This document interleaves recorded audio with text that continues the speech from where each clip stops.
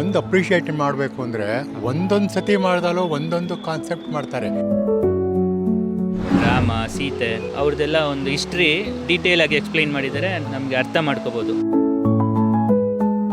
ಇದನ್ನು ಒಂದು ಕಡೆಯಿಂದ ನೋಡ್ಕೊಂಡು ಹೋಗ್ಬಿಟ್ರೆ ಒಂದಷ್ಟು ರಾಮಾಯಣದ ಬಗ್ಗೆ ಚಿಂತನೆಯೂ ಮೂಡ್ಬೋದು. ಆ ರಾಮಾಯಣ ಒಂದು ಮೆಲ್ಕಾಗ್ದಂಗೂ ಇರ್ಬೋದು. ವಾಲ್ಮೀಕಿ ಏನು ಮಾಡಿದ್ದಾರೆ, ಅವರು ವಾಲ್ಮೀಕಿ ಅಂತ ಹೇಗೆ ಹೆಸರು ಬಂತು, ಹಿನ್ನೆಲೆ ತಿಳ್ಕೊಂಡು ಆ ವ್ಯಕ್ತಿನ ನೋಡೋದಕ್ಕೆ ಬೆಲೆ ಜಾಸ್ತಿ ಅಂತ ನನ್ನ ಭಾವನೆ. ಮೈಥಾಲಜಿ ಎಲ್ಲ ನಮಗೆಲ್ಲ ನಮ್ಮ ಅರ್ಜಿದಿರಿಂದ ಬಂದಿದ್ದು. ಇವತ್ತು ಜಾಯಿಂಟ್ ಫ್ಯಾಮಿಲಿಗಳಿಲ್ಲ, ಸೊ ಮನೆಗಳಲ್ಲಿ ಯಾರು ಕೂತು ಮಕ್ಕಳಿಗೆ ಕತೆ ಹೇಳೋ ಥರ ಇಲ್ಲ. ಈ ಮೈಥಾಲಜಿ ಇಲ್ಲ ಅಂದರೆ ನೋ ವ್ಯಾಲ್ಯೂಸ್ ಅಂತ.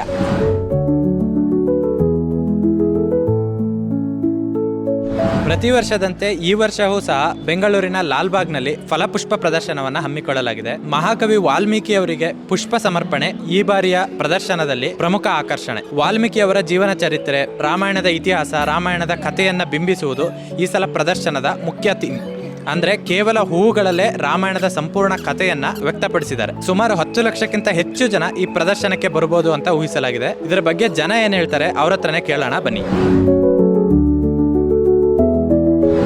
ಲಾಸ್ಟ್ 25 ಇಯರ್ಸಿಂದ ರಿಪಬ್ಲಿಕ್ ಡೇ, ಇಂಡಿಪೆಂಡೆನ್ಸ್ ಡೇ ಯಾವುದೂ ಮಿಸ್ ಮಾಡಿಲ್ಲ. ಒಂದು ಅಪ್ರಿಷಿಯೇಟ್ ಮಾಡಬೇಕು ಅಂದರೆ ಒಂದೊಂದು ಸತಿ ಮಾಡಿದಾಲೋ ಒಂದೊಂದು ಕಾನ್ಸೆಪ್ಟ್ ಮಾಡ್ತಾರೆ. ಅದು ಲಾಸ್ಟ್ ಟೈಮು ಅಂಬೇಡ್ಕರ್ದಿರ್ಬೋದು, ಈ ಸತಿ ವಾಲ್ಮೀಕಿದಿರ್ಬೋದು, ಅದೆಲ್ಲ ಯುನೀಕ್. ಇದು ಎಷ್ಟೋ ಜನಕ್ಕೆ ಲಾಲ್ಬಾಗ್ ಹಿಸ್ಟ್ರಿ ಆಗಲಿ, ಇಲ್ಲಿ ಯಾಕೆ ಇದನ್ನು ಮಾಡ್ತಾಯಿದ್ದಾರೆ ಅನ್ನೋದು ಎಷ್ಟೋ ಜನಕ್ಕೆ ಗೊತ್ತಿರಲ್ಲ. ತಿಳ್ಕೋಬೇಕು. ಇವತ್ತು ಓಪನ್ ಆಗಿದೆ, ಇನ್ನೂ 10 ದಿವಸ ಇರುತ್ತೆ. ಬಟ್ ಇಲ್ಲಿ ಬೆಂಗಳೂರಲ್ಲಿರೋರು, ಬೇರೆ ಕಡೆಯಿಂದ ಬಂದು ಈ ಕಡೆ ಒಂದು ಅಕೇಶನ್ ಬಂದವರು ಇದನ್ನು ದಯವಿಟ್ಟು ಮಿಸ್ ಮಾಡಬಾರ್ದು. ಎಲ್ಲ ನೋಡಿ, ಈ ಒಂದು ಮೆಮೊರಿನ ಒಂದು ಫೋಟೋ ತಕ್ಕೊಂಡು ಒಂದು ವಿಡಿಯೋ ಮಾಡಿಕೊಂಡು ಇಟ್ಕೊಂಡ್ರೆ, ಇವಾಗೇನೋ ಓಡಾಡ್ತಾ ಇದ್ದೀವಿ, ಇನ್ನು 10 ವರ್ಷ ಮೇಲೆ ಓಡಾಡೋಕ್ಕಾಗಲ್ಲ. ಅವಾಗ ಇಂಥ ಜಾಗಕ್ಕೆಲ್ಲ ನಾವು ವಿಸಿಟ್ ಮಾಡಿದ್ವಿ, ನೋಡಿದ್ವಿ ಅಂತ ಕೇಳಿದರೆ ಭಾಳ ಖುಷಿ ಆಗುತ್ತೆ. ತುಂಬ ಚೆನ್ನಾಗಿ, ತುಂಬ ಖುಷಿ ಆಯಿತು.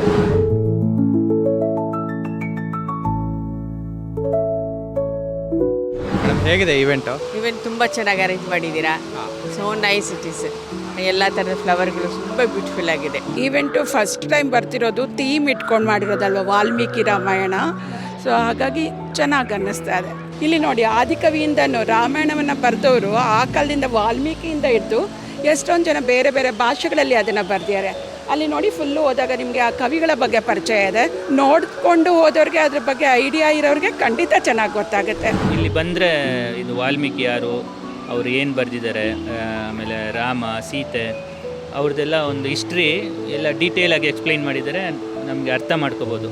ಬಟ್ ಎಸ್ಪೆಷಲಿ ಕನ್ನಡ ಇಂಗ್ಲೀಷ್ ಎರಡರಲ್ಲಿ ಹಾಕಿದ್ದಾರೆ. ತುಂಬ ಯೂಸ್ಫುಲ್ಲು ಮೆಸೇಜ್ ಇದೆ. ಈ ಜನ್ರೇಷನ್ನು ಎಲ್ಲ ಮಕ್ಕಳು ಬಂದು ಇಲ್ಲಿ ವಿಸಿಟ್ ಮಾಡಿ ನೋಡಬೇಕು ಅಂತ ನಂದು ವಿನಂತಿ. ತುಂಬ ಹೆಲ್ಪ್ಫುಲ್ ಆಗುತ್ತೆ. ಎಷ್ಟು ವರ್ಷದಿಂದ ಬರ್ತಾ ಇದ್ದಾರೆ ನೀವು? ನಾನು ಪ್ರತಿ ವರ್ಷ ಬರ್ತಾ ಇದ್ದೀನಿ ಸರ್. ನಾನು ಒಂದು 20 ವರ್ಷದಿಂದ ಬರ್ತಾ ಇದ್ದೀನಿ. ನನಗೆ ಅಲ್ಲಿ ಸ್ನೇಕ್ ಹೋಲ್ ಇದೆ, ಅಲ್ಲಿ ಚೆನ್ನಾಗಿದೆ, ಆ ಮಿಕ್ಕಿ ಮೌಸ್ ಅಲ್ಲಿ. ಸರ್, ಇದು ನೋಡ್ತಾ ಇದ್ರೆ ಕಣ್ಣಿಗೆ ತುಂಬ ಆನಂದಕರವಾಗಿದೆ. ಆಮೇಲೆ ಈ ರಾಮಾಯಣದ್ದು ಹಾಕಿರೋದ್ರಿಂದ ನಾವೇ ಹಿಂದಿನ ಕಾಲಕ್ಕೆ ಓದಂಗಿದೆ. ಯಾಕಂದರೆ ಇವೆಲ್ಲ ರಾಮಾಯಣದ ಬಗ್ಗೆ ಎಲ್ಲ ಓದ್ತಾ ಇದ್ರೆ ರಾಮ, ಲವಕುಶ, ಸೀತೆ, ಆಂಜನೇಯ ಅಂತ ತುಂಬ ಒಳ್ಳೆ ಕಾನ್ಸೆಪ್ಟು ತಂದು ಮಾಡಿಸಿದ್ದಾರೆ ಸರ್. ಇಲ್ಲಿ ತುಂಬ ಚೆನ್ನಾಗಿದೆ. ಮತ್ತು ನಾವು ಕಣ್ಣಿಗೆ ನೋಡದೇ ಇರತಕ್ಕಂಥ ಹೂಗಳು, ಇದುವರೆಗೂ ನೋಡದೇ ಇರತಕ್ಕಂಥ ಹೂಗಳನ್ನು ಸಹ ನಾವು ಆ ಕಲರ್ ಬಗೆಯ ಹೂಗಳನ್ನು ನಾವು ನೋಡ್ತಾ ಇದ್ವಿ. ಹೆಂಗಿದೆ ಸರ್ ಈವೆಂಟು? ಸರ್ ಅಗದಿ ಚೆನ್ನಾಗಿದೆ. ಈಗಿನ ಜನಾಂಗದೆಲ್ಲ ಅವರ ಟ್ರೆಂಡೇ ಬೇರೆ ಸರಿ. ಅವ್ರಿಗೆ ಇದ್ರ ಬಗ್ಗೆ ನಾಲೆಜ್ ಇಲ್ಲ. ಇದರಿಂದ ಸ್ವಲ್ಪ ನೋಡಿದ್ರೆ ಏನಾದ್ರು ಗೊತ್ತಾಗುತ್ತೆ. ನಮ್ಮ ಸಂಸ್ಕೃತಿ ಏನಿದೆ, ಇದರ ಹಿನ್ನೆಲೆ ಏನಿದೆ, ವಾಲ್ಮೀಕಿ ಏನು ಮಾಡಿದ್ದಾರೆ, ಅವರು ವಾಲ್ಮೀಕಿ ಅಂತ ಹೇಗೆ ಹೆಸರು ಬಂತು, ಆ ಒಂದು ಪುರಾಣದ ಕಥೆಯನ್ನು ಕೇಳಿದರೆ ಭಾಳ ಖುಷಿಯಾಗುತ್ತೆ. ರಾಮಾಯಣ ಬರೆದಿದ್ದು ವಾಲ್ಮೀಕಿ ಅಂತ ಹೇಗೆ ಹೆಸರು ಬಂದು ತಿಳ್ಕೊಬೇಕು. ನಾವು ಸುಮ್ಮನೆ ಹುತ್ತದಿಂದ ಬಂದರು ವಾಲ್ಮೀಕಿ ಅಂತ ತಿಳ್ಕೊಂಡ್ಬಿಡ್ತೀವಿ. ಬಟ್ ಹಿನ್ನೆಲೆ ತಿಳ್ಕೊಂಡು ಆ ವ್ಯಕ್ತಿನ ನೋಡೋದಕ್ಕೆ ಬೆಲೆ ಜಾಸ್ತಿ ಅಂತ ನನ್ನ ಭಾವನೆ. ವಾಲ್ಮೀಕಿದು ಹಾಕಿರೋದು ತುಂಬಾ ಯೂಸ್ಫುಲ್ ಆಯಿತು. ಎಲ್ರಿಗೂ ಗೊತ್ತಿಲ್ಲದೆ ಇರೋರಿಗೂ ಅದರ ವಿಷಯ ತಿಳಿಯೋದಕ್ಕೆ ಒಂದು ಅನುಕೂಲ ಆಯಿತು. ಇವತ್ತು ರಾಮಾಯಣ ಮಹಾಭಾರತಗಳನ್ನು ತಗೊಂಡಾಗ ಪ್ರಸ್ತುತದಲ್ಲಿ ನಡೆಯುವಂಥದ್ದೇ. ನಾವು ಚಿಕ್ಕವರಿದ್ದಾಗ ರಾಮಾಯಣ ಮಹಾಭಾರತಗಳನ್ನು ಓದ್ಕೊಂಡು ಕೇಳಿಕೊಂಡು ಬೆಳೆದಿತ್ತು. ನಾವು ರಾಮಾಯಣ ಮಹಾಭಾರತ ಈಗ ಇರೋ ಸ್ಪೀಡ್ ಜನ್ರೇಷನ್ಗೆ ರಾಮಾಯಣ ಮಹಾಭಾರತ ಅಂತ ದೊಡ್ಡ ಗ್ರಂಥ ತಗೊಂಡು ಓದೋದು ತುಂಬ ಕಷ್ಟ ಇದೆ. ಬಟ್ ಇದನ್ನು ಒಂದು ಕಡೆಯಿಂದ ನೋಡ್ಕೊಂಡು ಹೋಗ್ಬಿಟ್ರೆ ಒಂದಷ್ಟು ರಾಮಾಯಣದ ಬಗ್ಗೆ ಚಿಂತನೆಯೂ ಮೂಡ್ಬೋದು. ಆ ರಾಮಾಯಣ ಒಂದು ಮೆಲ್ಕಾಗ್ದಂಗೂ ಇರ್ಬೋದು. ಇದೊಂದು ಸಂಪೂರ್ಣ ರಾಮಾಯಣನೇ ಇಲ್ಲಿ ಚಿತ್ರಣ ಮಾಡಿರೋದ್ರಿಂದ ವಾಲ್ಮೀಕಿ ಬಗ್ಗೆ, ಆ ಜಟಾಯು ಇವೆಲ್ಲ ಮಾಡಿದಾರಲ್ಲ, ಸ್ವಲ್ಪ ರಾಮಾಯಣದ ಬಗ್ಗೆ ತುಂಬ ತಿಳ್ಕೊಳ್ಳೋವಂಥದ್ದು ಇಲ್ಲಿ ನಡೆದಿದ್ದಾವೆ ಸರ್. ತುಂಬ ಚೆನ್ನಾಗಿದೆ ಸರ್. ಮೈಥಾಲಜಿ ಎಲ್ಲ ನಮಗೆಲ್ಲ ನಮ್ಮ ಅರ್ಜಿದಿರಿಂದ ಬಂದಿದ್ದು. ಇವತ್ತು ಜಾಯಿಂಟ್ ಫ್ಯಾಮಿಲಿಗಳಿಲ್ಲ, ಮತ್ತು ಇವತ್ತು ಮೆಜಾರಿಟಿ ಎಲ್ಲ ಹೊರಗಡೆ ದುಡಿಯೋಕ್ಕೆ ಹೋಗುವಂಥ ಹೆಣ್ಮಕ್ಳುಗಳು.